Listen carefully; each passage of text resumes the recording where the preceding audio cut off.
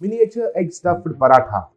एक गांव में रेणुका कहकर एक औरत रहती थी। उनको 3 बच्चे थे। उनका पति एक दुर्घटना में मरने के वजह से रेणुका एक ढाबा में खाना पकाने का काम करती थी और बच्चों का पालन पोषण करती थी। रेणुका एग स्टफ्ड पराठा बहुत अच्छा से बनाती थी। वो खाने के लिए बहुत सारे कस्टमर्स आते थे। उस ढाबा का ओनर चेतन बहुत लालची था। रेणुका को बहुत कम वेतन देकर बहुत सारा काम करवाता था। उनसे ही बर्तन सफाई करवाता था, ढाबा को भी साफ करवाता था। एक दिन रेणुका चेतन से, मेरे बच्चे बहुत तेजी से बड़े हो रहे हैं, लेकिन आप तो 2 साल से मेरा वेतन ही नहीं बढ़ा रहे हैं। बाहर सब चीजों का दाम कैसे बढ़ रहा है, आप भी देख रहे हैं ना। थोड़ा मेरा वेतन को बढ़ाइए सर, बोली। तब चेतन, मैं भी तुम्हारा वेतन बढ़ाना चाहता हूँ, लेकिन मेरा फायदा तो नहीं बढ़ रहा है ना, इसलिए तुम और कुछ ज्यादा देर काम करोगी तो 1-6 महीने में तुम्हारा वेतन बढ़ाता हूँ, कहा। तब रेणुका कुछ नहीं कह पाई। एक दिन मिलन कहकर एक लिलीपुट उस ढाबा के बगल से जा रहा था। उसे रेणुका ने रसोई में बनाया एग पराठा का खुशबू आया। तब ललन, अरे वाह, ये खुशबू क्या है, सोचा।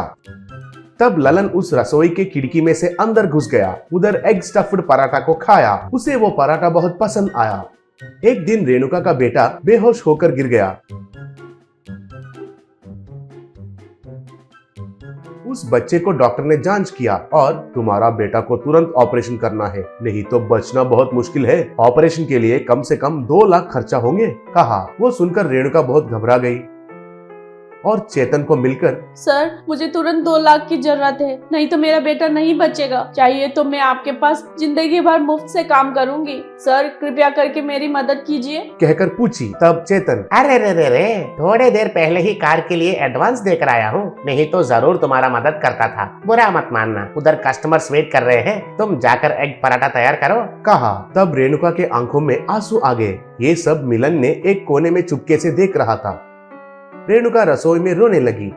इतने में रेणुका को माँ, ओ माँ कहकर आवाज सुनाई दिया। उधर देखा तो मिलन रसोई में दिखाई दिया। उनको देखकर रेणुका चौंक गई। तब मिलन, माँ, इससे पहले तुम्हारा और ढाबा मालिक के बातें मैंने सुन लिया है। तुमने गौर किया कि नहीं, मैं हर रोज आकर तुम्हारा एग पराठा को खा रहा हूँ। इन पराठे के वजह से ही तुम्हारा मालिक बहुत पैसे कमा रहा है, लेकिन तुमको तो बहुत अन्याय कर रहा है। अब तुम्हें इतना मुश्किल आने से भी वो झूठ बोलकर बात घुमा रहा है। इसलिए तुम इधर काम छोड़कर हमारे राज्य में एक होटल लगाओ। हमारा महाराज अगर तुम्हारा पराठा का स्वाद किया तो तुम्हें बहुत सारा सोना देता है। होटल के लिए सारा इंतजाम मैं करता हूँ, तुम चिंता मत करो, कहा। तब रेणुका को क्या कहना है कुछ समझ में नहीं आया। तब रेणुका ने मिलन को प्रणाम किया। अगले दिन मिलन के साथ रेणुका लिलीपुट के राज्य में जाने तक मिलन एक मिनिएचर होटल को तैयार करके रखा। उसके सामने छोटा सा चूल्हा, छोटा सा तावा, छोटे छोटे खाने का बर्तन भी थे। वहीं पर छोटे छोटे मुर्गियां भी थे। वो सब देखकर रेणुका आश्चर्य हो गई। तब ललन, माँ, ये आपको छोटे छोटे दिख सकते हैं, लेकिन हमारे साइज के लिए ये करेक्ट है। महाराजा जी अब आने वाले ही है, तुम एग स्टफ्ड पराठा तैयार करो, कहा। रेणुका तुरंत उधर मिनी अंडे लिया, एक बर्तन में उनको उबाली। बाद में तावा पर छोटे छोटे पराठे बनाए। उन पराठा में उबला हुआ अंडों को स्टफ किया